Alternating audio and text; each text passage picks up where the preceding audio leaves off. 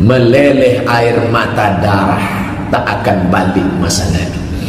Penyesalan yang sangat dalam, tak dapat dijemput balik pulang. Betapa kurang ajarnya kita di hadapan Allah.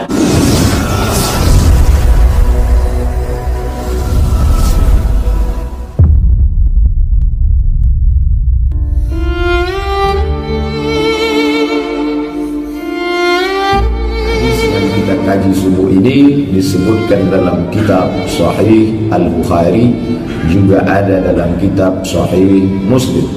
Maka ulama punya istilah khusus, muttafaqun alaih. Ayyul amal ahabbu ilallah, apa amal yang paling disukai Allah Subhanahu wa taala? Pertanyaan Abdullah bin Mas'ud radhiyallahu an, pertanyaan orang yang cerdas.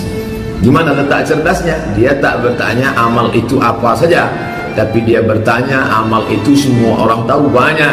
Ada puasa sunnah, ada zikir, ada baca Quran, ada menyantuni anak yatim, ada bangun masjid, ada tahajud malam.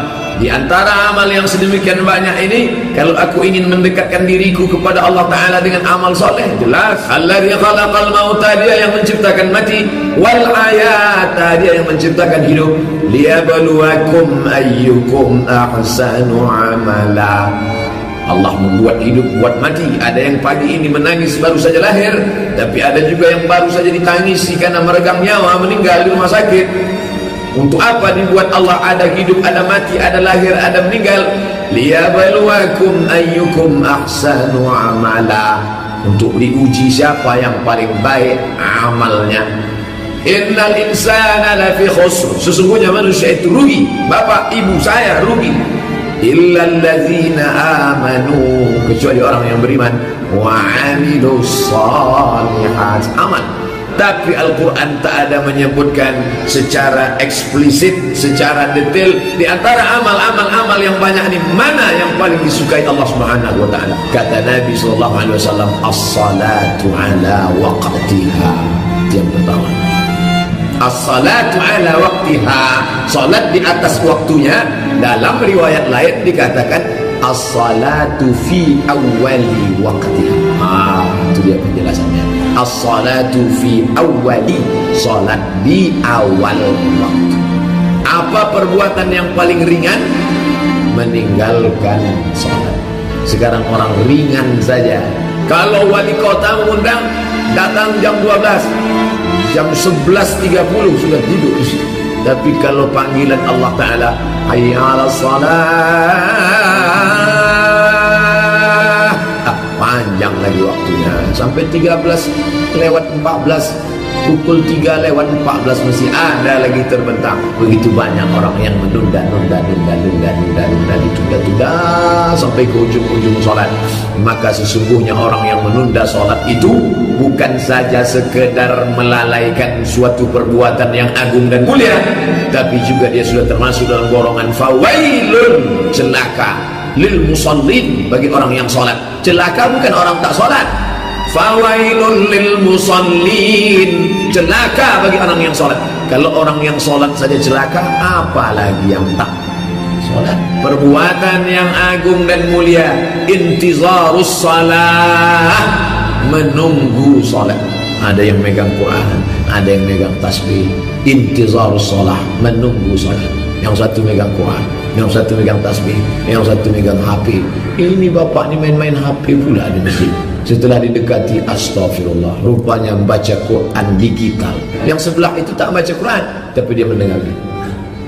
Wa idza quri'al Quran, kalau Quran dibacakan, fastami'u, dengar baik-baik, wa ansitu, diam, la'allakum turhamun, kamu dapat rahmat. Yang membaca dapat rahmat, yang mendengar dapat rahmat. Wa nunazzilu minal Quran, kami turunkan Al-Quran, ma huwa syifa, penyembuh hati yang luka, penyembuh pelipur lara, penyembuh hati yang sempit. Tidak ada obat lain kecuali koneksi dengan Allah diperbaiki. Putus hubungan dengan listrik, susah hati kita. Putus hubungan dengan kawan sahabat, galau, kacau. Bagaimana dengan putus hubungan dengan Allah Subhanahu wa ta'ala? Maka orang sekarang banyak yang sudah memutuskan antara makhluk dengan khaliq. makhluk yang diciptakan, Khalik yang menciptakan. Tak boleh putus kontak. Ketika putus hubungan, disitulah puncak daripada kehancuran. Datanglah iblis, datanglah setan, datanglah hantu, datanglah segala yang mengganggu. Kenapa? Karena putus hubungan. Makanya satu-satunya agama di dunia ini yang mengajarkan tak pernah putus hubungan dalam pergeseran waktu adalah agama Islam. Enak saja orang sekarang meninggalkan sholat. Padahal apa kata Nabi? Man tarakas salata muta'ammidan, siapa yang meninggalkan salat secara sengaja, faqad kafara, maka kafirlah dia. Jihar nyata. Apa maknanya? Dalam Islam itu ikatan MOU, Memorandum of Understanding, antara kita dengan Allah Subhanahu wa taala adalah salat. Anakku, ayah nampaknya tak lama lagi akan meregang nyawa sakaratul maut. Aku akan mati, nak. Pesanku cuma satu kepada engkau. Apa itu ya? Jangan kau tinggalkan sholat. Yang kedua, apa lagi? Qultu, aku berkata, kata Abdullah bin Mas'ud dalam hadisnya kita kan, qultu, aku berkata kepada Nabi, summa ayyu, apa lagi ya Rasulullah? Tadi yang pertama kau katakan sholat berjamaah, ya, sholat di awal waktu, ya. Yang kedua apa ya Rasulullah? Apa kata Nabi? Birrul walidain, berbuat baik. Kita selalu mengatakan berbakti walidaini, kepada kedua orang tua. Kenapa tidak disebutkan berbuat baik kepada anak? Kenapa tak disebutkan berbuat baik pada istri? Karena semua suami pasti sayang sama istri, karena ada yang akan diharapkannya dari istrinya itu. Cintanya, cantiknya, mesranya, perhatiannya. Ada sesuatu yang diinginkannya di masa akan datang. Kenapa tak dikatakan buat baik pada anak? Karena orang pasti sayang pada anak. Bapak sayang betul bapak sama anak bapak. Iyalah Pak Ustaz, ini investasi dunia akhirat saya nih. Ada harapan ke depan. Sedangkan orang tua masa lalu. Orang tua itu masa lalu. Itu siapa orang tua saya? Apa budi baiknya? Dia pernah mengandung saya, dia pernah menyusukan saya, dia pernah membesarkan saya. Pernah dulu 39 tahun yang lalu. Hari ini tinggal tuanya saja. Apa yang kita harapkan dari dia? Tak ada. Maka Allah pesankan kepada kita langsung, wa qadara rabbuka alla ta'budu illa iyyah. Allah wajibkan kalian menyembah kepada Allah saja. Setelah Allah langsung wabil walidaini ihsana. Habis Allah langsung orang tua. Tidak ada garis pembatas antara Allah dan orang tua. Makanya dikatakan ridallah fi ridal walidain. Ridhonya Allah, cintanya Allah, kasih sayangnya Allah fi ridal walidain, ada pada ridho orang tua. Murka Allah di mana letaknya? Wa sukhtullah, murka Allah fi sukhtil walidain, juga ada pada murka kedua orang tua. Kenapa bapak menangis terisak-isak sampai begitu hebatnya, padahal bapak orang yang tegar, orang yang kuat?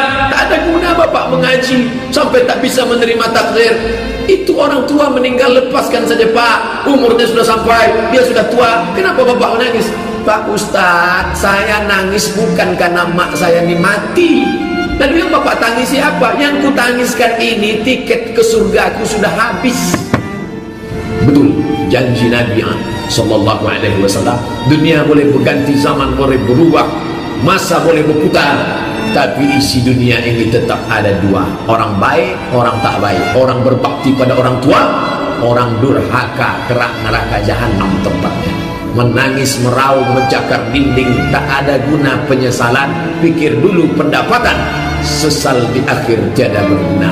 Kalau masih ada nyawanya, masih lagi dia hidup bersama kita, cium tangannya, peluk erat tubuhnya, apa yang diinginkannya, maka jagalah sebaik-baiknya. Karena kata Nabi, birrul walidain. Ya Rasulullah, ya uktutibtu, namaku sudah tercatat sebagai orang yang ikut perang jihad. Aku ingin masuk surga dengan jihad. Kenapa? Karena kalau aku mati fisabilillah, aku tidak akan merasakan sakratul maut, melainkan hanya seperti cubitan pada kulit. Aku ingin tidak merasakan azab kubur, karena tiap hari aku sudah berdoa, Allahumma inni a'udzubika min azabi jahannam wa min azabil qabri. Aku ingin supaya tidak merasakan hisab, karena aku takut segala amalku ditimbang. Aku ingin dapat 3, tak merasakan sakratul maut, tak merasakan azab kubur, tak merasakan hisab. Izinkan aku perang jihad fisabilillah. Apa kata Nabi? Alaka min ummin, emakmu masih hidup? Emakmu masih hidup? Masih ya Rasulullah. Ilzam rijlaiha fasammal jannah. Kau urus tapak kakinya, surga berada di hadapan. Saya ini tak bisa Pak Ustaz, dengan keterbatasan saya, ngurus istri lagi, ngurus anak lagi, ngurus kantor lagi, ngurus kerja lagi, ngurus karyawan lagi. Saya berangkat pagi, saya harus pulang, orang tua ini saya tak bisa. Maka kita dengan segala keterbatasan kita masih bisa berbuat. Jangan sampai di akhir hayat kita akan menerima azab sebelum azab neraka jahanam. Orang yang minum khamar bisa jadi di dunia dia sehat walafiat, azabnya ditunda di akhirat. Orang yang makan riba bisa jadi di dunia dia kaya raya, azabnya ditunda di akhirat. Tapi ada azab di dunia pasti dapat, di akhirat pasti dapat. Dosa apa itu? Durhaka pada orang tua. Orang yang durhaka pada orang tua, dosanya diazab 2 kali. Di dunia dapat, di akhirat dapat. Jauh berjalan banyak ditengok, lama hidup banyak dirasa. Saya sudah banyak melihat orang-orang yang durhaka di masa muda, maka merasakan azabnya di hari tua. Dulu tuh Pak Ustaz sama orang tuanya begini-begini, makanya di hari tuanya anak-anaknya pun memperlakukan dia macam itu. Oh, rasakan. Apakah kalau sudah dapat di dunia azabnya, di akhirat nanti tak dapat lagi? Dapat lagi.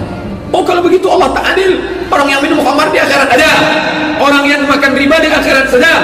Kenapa dia di dunia dapat, di akhirat dapat? Begitulah kerasnya azab, karena dia menyia-nyiakan orang tua.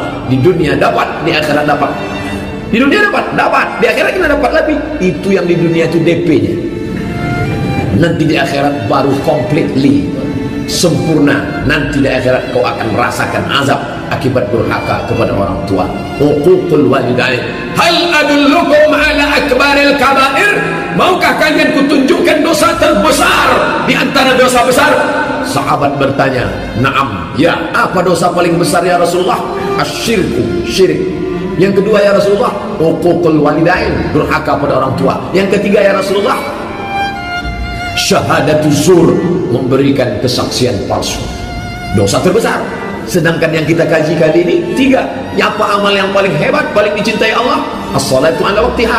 Yang kedua, birrul walidain. Tengok, pandang, lihat korelasi antara 2 hadis yang berbeda tapi ada kesamaan. Pertama, syirik yang paling dimurkai, yang paling dicintai salat. Salat lawannya syirik. Yang kedua, durhaka pada orang tua, yang paling dicintai Allah adalah bakti pada orang tua. Tolak durhaka dengan bakti pada orang tua. Yang sudah meninggal dunia, meleleh air mata darah, tak akan balik masanya. Penyesalan yang sangat dalam, tak dapat dijemput balik pulang. Jadi bagaimana caranya Pak Ustaz? Pembebasan tanah masjid semeter 500.000. Pak Ketua Masjid, saya 10 meter 5 juta untuk almarhumah emakku sampai. Begitulah cara. Ya Rasulullah, ya Ummi, amak saya matat, meninggal. Mak saya tinggal. Apa atasaddaqu anha? Bolehkah saya bersedekah? Anha, bukan untuk saya, anha, untuk dia. Bolehkah saya bersedekah? Pahalanya saya niatkan. Kata Nabi, tasaddaq, bersedekah. Menghilangkan hati yang sedih, pelipur lara, melapangkan kekesalan di masa lalu. Banyak-banyak bersedekah untuk almarhumah sampai. Sekarang orang tak lagi menganggap ibu itu sebagai tempat keramat. Doamu tak dikabulkan Allah, belum tentu dikabulkan Allah, tapi ada doa yang pasti. Mintalah doa kepada dia. Sebelum pergi jauh, mak, aku kan pergi jauh, doakan aku sehat. Andai aku mati, matikan aku dalam husnul khatimah. Akan kudoakan engkau sampai akhir hayatku. Doa ibu itulah yang menyertai banyak di antara bapak ibu ini. Suksesnya di mana? Di ujung lidah seorang ibu. Jangan sia-siakan orang tua kita. Ustaz tadi ibu saja. Ayah macam mana? ayah penting, tapi Nabi mengatakan 3 kali ummuka, summaman ummuka, summaman ummuka, summaman abuka. Berapa kali dia tak jadi sholat duha gara-gara kita? Berapa kali dia tak tahajud malam gara-gara tangis pekik, tangis ratap kita? Berapa kali dia puasa? Yang jelas-jelas dia tak puasa 90 hari gara-gara kita. 30 hari dia tak puasa karena kita dalam perutnya. 30 hari lagi dia tak puasa karena kita menyusukan tahun pertama. 30 hari lagi dia tak puasa karena kita menyusu tahun kedua. Di tahun ketiga, tahun keempat dia mau mengganti qada puasa, lahir pula adik kita. Di hari tua ni dia mau puasa, kita titipkan pula anak kita ke rumah dia. Betapa kurang ajarnya kita di hadapan Allah. Dia tak pernah marah. Mak, jaga sekejap ya mak, aku mau pergi. Iyalah, aku sayang cucuku ini. Tapi kita sudah membiarkan dia tanpa ibadah mahlah. Tak sempat dia dulu baca Quran karena anak tidur ni mifasola sido, dah langsung pamil itu. Sekarang dia di tuanya dilapangkanlah dia, bawa dia ke masjid. Mau iktikaf ke mana? Iktikaf ke Rahman, iktikaf ke Al-Falah, iktikaf ke Akramun Nas, iktikaf, mari bawa. Yang menenangkan hatinya di hari tuanya itu tidak ada lain daripada ibadah. Pak Ustaz, anak saya ini kaya-kaya Pak Ustaz. Yang satu di Jogja, yang satu di Singapura, yang satu di Surabaya. Kemarin waktu Idul Fitri pulanglah mereka semua. Begitu pulang mereka datang habis maghrib, makan, habis itu semuanya pergi. Kemana? Tidur di hotel. Nah, aku rindu sama kalian. 30 tahun yang lalu kita tidur di rumah ini waktu ayah kalian masih ada. Aku rindu saat kita dulu sama bercengkrama. Di hari tuaku ini aku ingin melihat cucu-cucuku.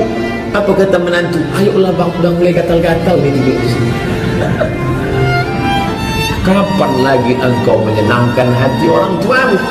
Dia tak ingin kau berikan gelang emas besar, dia tak ingin kau belikan baju sutra. Dia sudah tua, tak ada gunanya dia pakai itu semua. Yang dia inginkan adalah menengok anak menantunya peluk cium, mesra, hati senang, nampak kebersamaan. Itulah yang diinginkannya di masa tuanya.